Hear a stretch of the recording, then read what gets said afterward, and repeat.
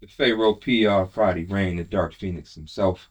You know, his Brody PT, the gospel spitter with him. But man, we gonna tap right in, family. So because they heard me say all that stuff for the intro, who is Prodi Rain?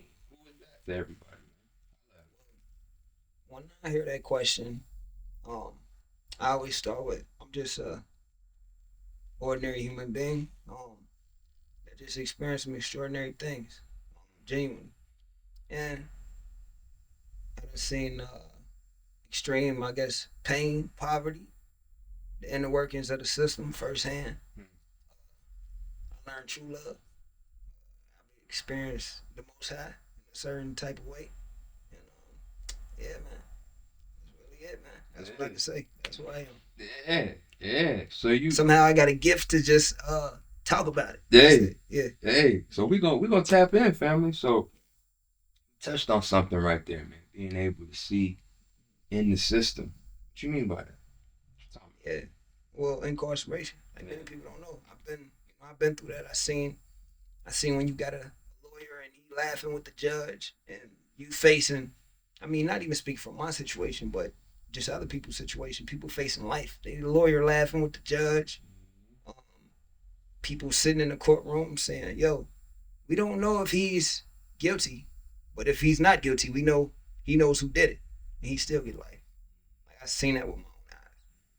I seen behind a fence where we sitting next to a farm where they eat like it's cattle, right? And this is the beef that we eat, right? Which tasted like shit, by the way. Mm. But I just remember thinking like, damn, we just like them. We just like them. Hmm. Yeah, I just remember thinking that. Hmm. Yeah, just the depths of darkness though that you realize that things ain't like TV when you actually inside the system. It ain't only bad people there. Some people there, wrong place, wrong time. You know what I mean? Great people, some of the most genius people that you'll ever meet. The dumbest too. Don't get me wrong, but you will find some of the most genius people, in that place.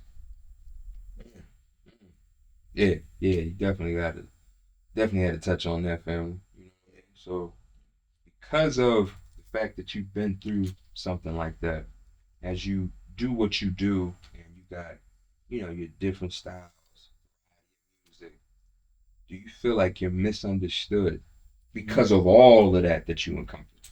Yeah, most definitely. I think I'm definitely misunderstood.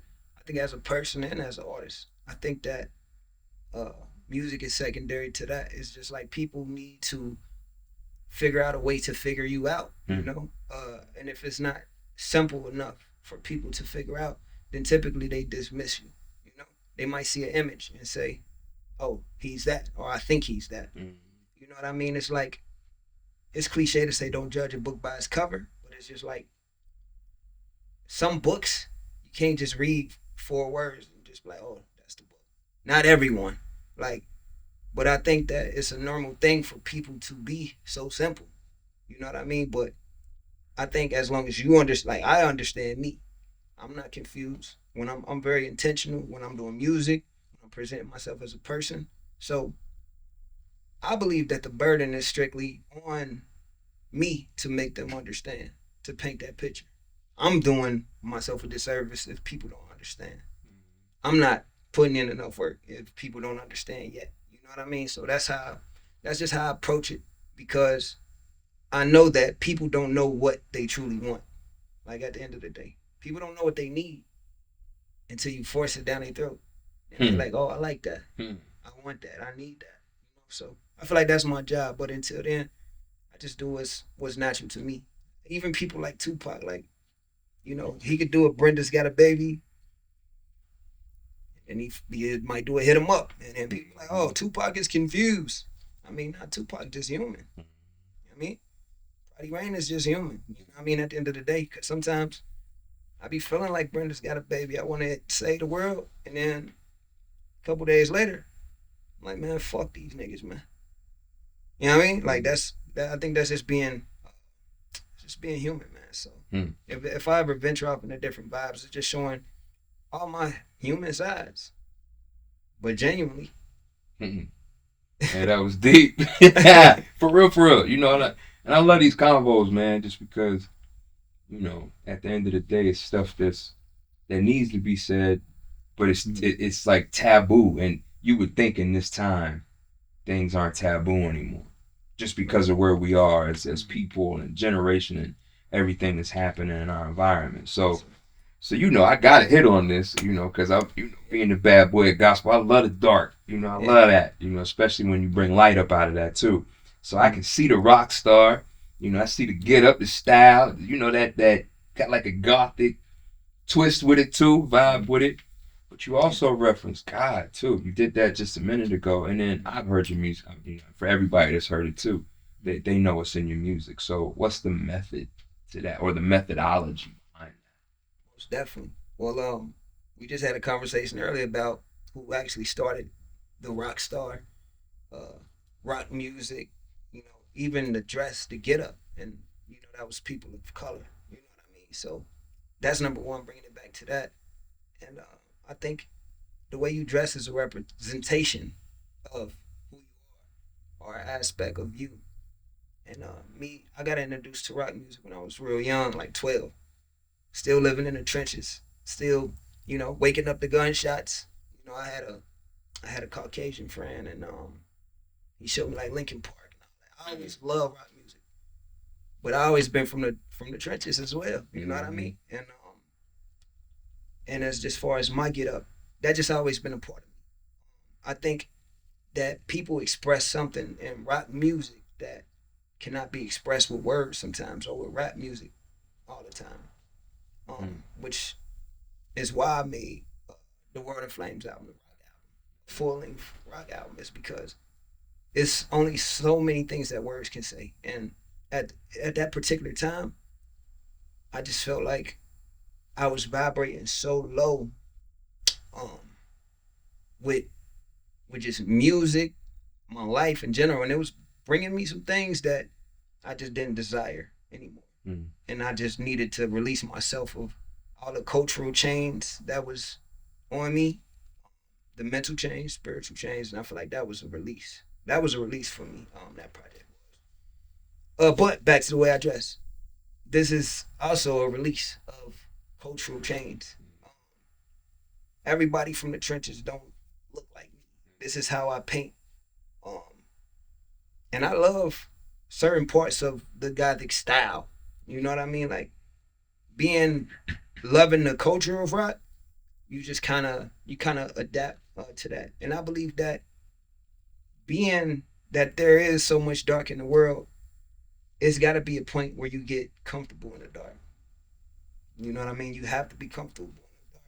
It's a lot of people who, you know, and yes, I'm first of all, I'm very optimistic. I'm not a depressed person. I don't think I am anyway. But I think part reason why I'm not depressed is because I express myself through music, through fashion. It's just an expression of self. When I see the spikes on me, to me, it's like a rose. You know what I mean? It's beautiful, but it got them spikes. You know what I mean? Watch how you touch it. You know what I mean? So and the rose can't grow without the rain. So that's so when I dress, I literally that's me expressing. Yeah. Expressing that. Nah, that's it right there. That's how you talk. And I definitely believe in God. Like, not only do I believe in God, but I've experienced God. I think it's different. Um, Walking by faith and not sight, but I seen. So there's no way I cannot believe in God.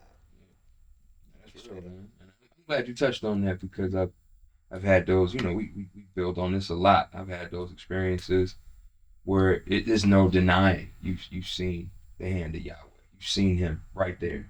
You've seen God present, saving you, sparing you, or just sparing someone else from a situation, protecting them. So I'm glad you touched on that, and so you tapped into something right there about rock music and 12 and Linkin Park, and my thought process went to remembering how Jay-Z did that collaborative album with Linkin Park, just that whole rock, you know what I mean? So just me asking because Jay-Z's an iconic rapper. I'm not certain if he's an icon to you, but at the end of the day, is that because of the Linkin Park reference, and then also seeing Jay Z touch on it with Linkin Park, is that part of the reason why you implemented Nah, rock into your I've been artistry, or like just touch on why you put yeah. in So rock into your even artistry? further than that, I mean, really, well, I've been on Linkin Park before he made that album, Yeah. but I mean, like even my dad and my mom, my whole family, we always been like, we always had a different type of edge to us where we'd be living in the projects, we'd be living right here in the hood, but we'd be banging you're the crown king, nothing, Metallica, and Yeah, yeah. all this stuff. And so real early that was already introduced. So and just that's just my fabric. My whole family, we always been like, I guess versed in that way. Never been really defined by cultural norms. You know what I mean? So yeah. Shout out to J though, because that was hard. Yeah, Yeah. when you said it, that's where my mind went because I remember that was just an iconic Yeah. collaborative effort, Right. collaborative project, and it went bananas. It went Yeah. dumb for Yeah. anybody. I'll say it because I just enjoy artistry. I love the creativeness. I love music. So to see that, Oh it yeah. was just it was unique and it was different. Yeah. And I got a chance to see you. This is why I love the vibe. I got a chance to see you pivot and go from rap into rock. We had that conversation, and other people don't know that, but we were behind the scenes talking about that. So that to hear that, to really get into the meat of that, that's lit right there. And then to see what you're doing with it, what's coming, what you've put out. For those people that don't even know, just the live with Timbaland, that's because you were honoring your craft. So at the end of the day, you talked about something too that I want to make sure that we put out there and give some life to, breathe some words into it. But you've heard no, obviously, because of Yeah. being a part, unfortunately, of this system, and fortunately for you to help shape you and shift you. So you heard a no for that, and then you heard a no somewhere, thinking that had you to pivot into rock, or had you just pivot on what you do. So what is it that keeps you going through those no's to Mm-hmm. whatever requests you have, or where you're doing your blessed to go or your best to go? Like things aren't lining up how they should. Like what Most is it definitely. that keeps Prodi Rain Most running? definitely. Um, a lot of people make like a spectacle about how consistent I am because I've been doing this for a long time. And what, man, I would just tell anybody, man, when you have true purpose that's bigger than yourself, you're gonna find a way to keep going. Like there's no way that nothing can stop you when you have true purpose that's bigger than yourself. And I'm talking about bigger than bigger, yeah. Bigger than you gotta be bigger than just taking care of your family. You gotta be bigger than just taking care of your friends. Unfortunately, you gotta be bigger than just having a nice car, nice house. If you want to be great, I truly believe that. It's a difference between good and great, and good and great can't always even intertwine. But that's another story. But yeah, purpose, purpose keeps me. I love how the setup of that was, and then just how you talked about that as far as purpose, because you and I talked about the upcoming project. I hate it here. I That hate it here. yeah. You talked about purpose, but then we got the title. I hate it here. So that's Um, that's trippy. You feel me? It's a yeah, trippy title right yeah, there. So for anything, and with that being an album, like why did you want to bring this type of message for most definitely. I'm definitely a trippy person. We know that. it? Sober, by the way. Yeah. But anyways, I hate it here. That title, I named that title. I hate it here just because most of us hate it here. Most of us hate it here. We don't. Most of us don't like living. Most of us are crying out for help. Don't know where to turn to. In this age of information, we overfed. Nothing but negativity. We addicted to negativity. We addicted to low vibrational music at this point. It's like it's been force fed. Negativity has been force fed on us for so long that that's all we know. So me personally, I just wanted to tap into that so I can reach those people that's stuck. stuck in that addiction and negativity. Mm.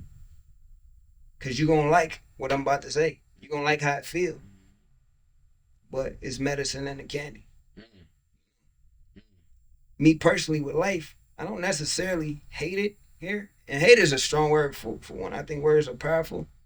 But I just really wanted to take it there for those people that's really in the dark. I want to make it fun though.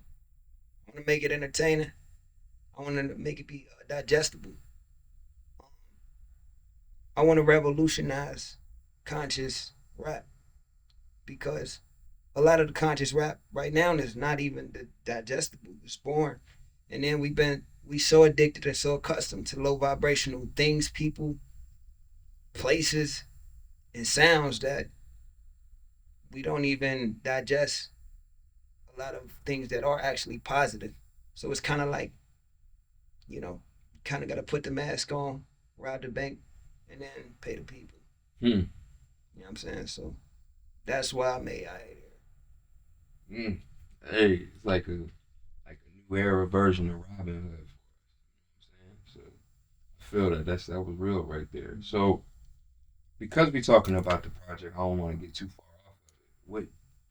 What did that feel like? Like how did you feel making the I Hate It Here project, and just what were you feeling as you were going through that creative project? Just to go ahead and get all of that out. My honest feelings making the project of I Hate It Here was just definitely going through, of course, personal things, um, analyzing the world as it stands today. We got a lot going on, not only here but other countries. We got a war that's happening. Envy, greed, jealousy, power struggles is running rampant. You know what I mean? And so of course dealing with that. But my mind state on this project was I was literally like, this got to be the one that if I was to pass, first of all, I'm gonna live a long life. Let's just throw that out there because I think it is power in words. But I was just like, I could die. I could die. You know what I mean? Like I feel like to have true power, we got to be in tune with our mortality. And that was my mind state. It was just like if I was to leave something, like it need to be what it should be. Mm-hmm. So yeah. Yeah. So the fact that you touched on that, because of where you're running right now and how you rocking, you've had some people in this industry, that's starting to take notice. We already knew. You and I both already knew it was coming. Now the world is just now catching up. You know what I mean? They getting their mustard with the catch up. So, at the end of the time right now, the people that's taking notice, like Timbaland, like Sunny Digital, you know what I mean? How do you feel about all that? How you taking that in? Yeah. Timbaland always been my favorite producer for as long as I can remember. Actually, to see him react to these are songs that I also just did on this project. He heard, listened to, and to give me that praise that actually meant a lot to me, and I was like kind of like a kind of like a dreams coming true type of feeling. Like, and I haven't really had that in a long time.